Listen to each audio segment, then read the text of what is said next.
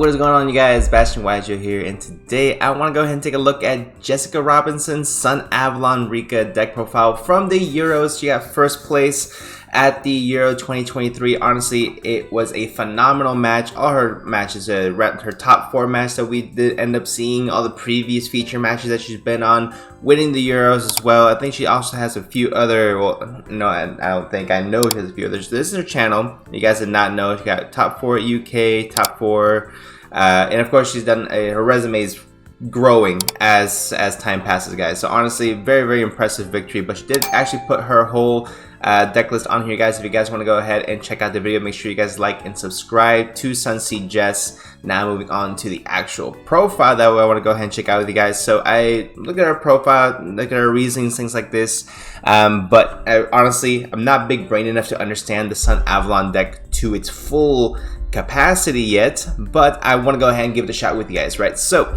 from what I've seen from previous Sunavalon, Sunseed, Rikka deck profiles in the past, obviously Loki and Unexpected Die, you have to run this card because the entire deck runs around it, right?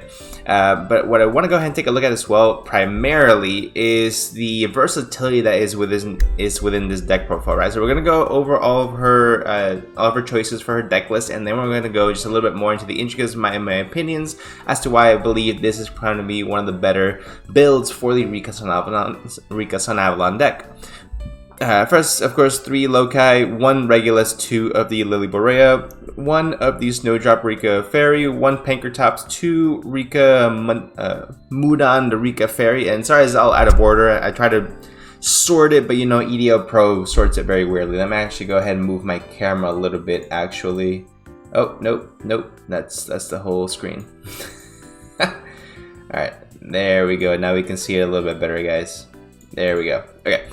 So 2 of the Mudan, the Rikka Fairy, 1 of the Primula, the Rikka Fairy, 1 of, I'm sorry, yeah, 3 Rikka Princess, 2 Lone Fire Blossom, 3 Ash, 1 Sunseed Twin, 1 Kurikara Div Incarnate, and 2 of the Rikka Petal. You might be asking why only 1 Kurikara, and if you guys are looking a little bit further down, you can see exactly why. So I think that's really spicy, but we'll get more into that in just a little bit. So 3 Unexpected Die, of course, 1 Harpies Feather Duster with no Trophy Tactics Thrust in the main deck. I thought it was an interesting choice because there's really no way to search it, so you kind of either have it or you don't. So I thought that was interesting, but I mean, clearly it worked out. 2 copies of the Sunbind Sewing. Now she did explain that this is primarily because you know, runics are in the game. You might get hit with a untimely Rise Heart if you're going up against Cashier as well. They might actually banish the We Are 1 Sewing. That was always just good to have a backup, to have a second one, which I personally am a huge fan of this strategy, is running multiples of cards that people consider to be one-ofs just in case you get sacked. So I agree with this. Next is going to be 3 copies of Dark Ruin No More, 3 copies of the Rikka Glamour, 3 copies of Small World, 2 of the Rikka Concon, quote-unquote the best field spell ever created according to Tombox. I don't know exactly how you phrased it, but I mean, this card is really good. I mean, the fact that it plays around Ash, sets you Rikka spells, traps, I mean, it's really good. 1 of the Therion field spell as well. You can go ahead and switch back and forth, but primarily you are going to want the Concon on board, of course. And then 3 copies of Imperning, and 1 copy of Rikka Sheets to round off the 45 card main deck. Now, for the extra guys, they play 3 copies of Dryas because whatever reason is not once per turn. 2 copies of Sunbind Healer. Again, a really underrated, very powerful card. You can actually go ahead and get for free, essentially, for free time wins, right? Which I actually really like that the deck does very well. So essentially, what the combo is, you summon your Loci. You link it off, summon the Dryas. Dryas is going to go ahead and search you out your Sunbind Sewing, activate Sunbind Sewing, and then you go ahead and believe special summons out a Sunseed Twin or a Loci if you want. You activate your Dryas effect to go ahead and gain back the 1,000 life points you paid for Sunbind Sewing.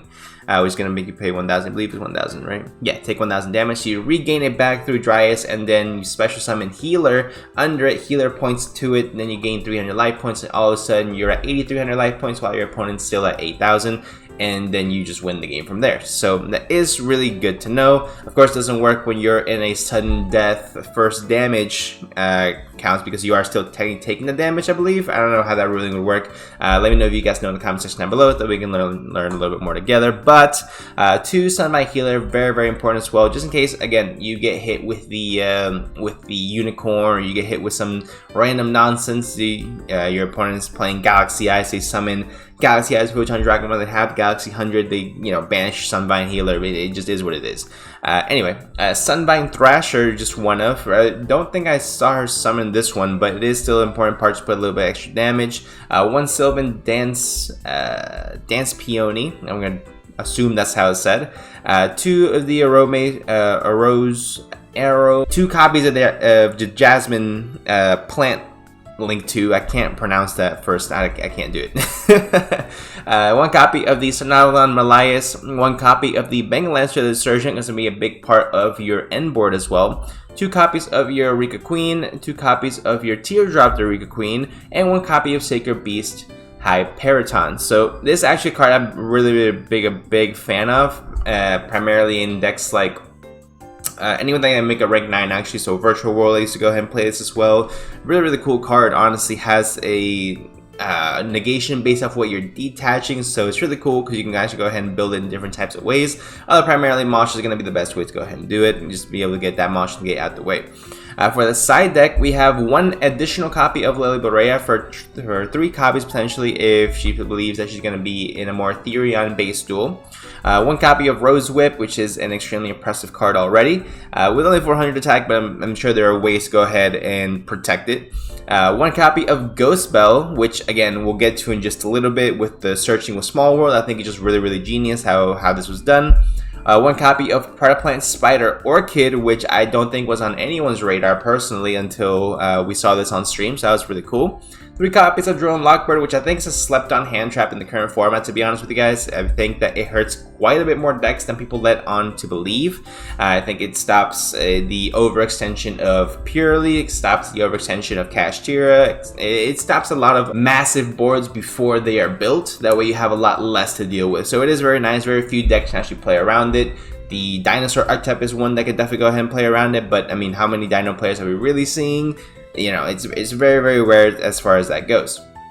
2 copies of Thrust, definitely agree. She did keep this in going first and going second, I saw on her live stream, so maybe she would switch this into her main board because it seems to be extremely powerful going first or second. I mean, if you're going first, you activate Unexpected Die, it gets ashed, you go Thrust, search another Unexpected Die, and activate that shit.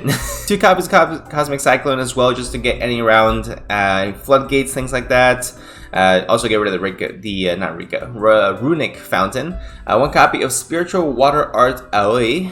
So this is actually a really interesting tech that's gotten quite a bit of popularity recently. Ever since the Pointing Red Lotus kind of went away, this kind of seems like the next best thing moving forward, although you need a water monster, so it is useful in only some decks. For example, Sword Soul, Sky Striker with Shizuku, or this deck as well, Rikka Sunavalon, has quite a few water monsters in it, which is surprising because they are plants, but I'm not here to judge that.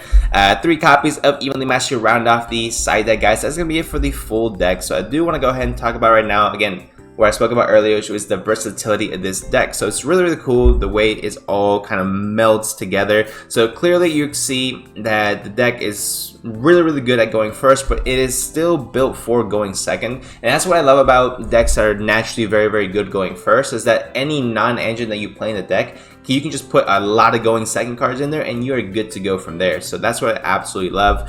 For example, in a Sky Striker build, right, Sky Striker naturally is very good at going second, but I do see some builds playing there can be only one, or potentially playing or like back in the day, right, when Mystic Mine was a thing. I know, no longer a thing, right? But Pojiang, I believe he won using like Trap Tricks in the main deck with like D Barrier, and it was just a whole bunch of crazy stuff into that. It could go first or second now, depending on, because of the non-engine that was put in the deck. So I think I really like that strategy as well. That way you know that no matter what you draw, you are going to be good to go going first or second. So Next up is going to be Small World. Being in this deck is actually a lot more impactful than I would initially think, mainly because Kurikar has some interesting synergies. For example, with, not synergies with the actual deck, but with Small World, of course. So it is a level 1, you can banish the Lokai in order to summon it. You can also go ahead and, because of the fire, you can banish one of your Ash Blossoms or Lone Fire Blossom in order to go ahead and search it out as well. So that's really, really cool right off the bat, being able to have that immediate synergy with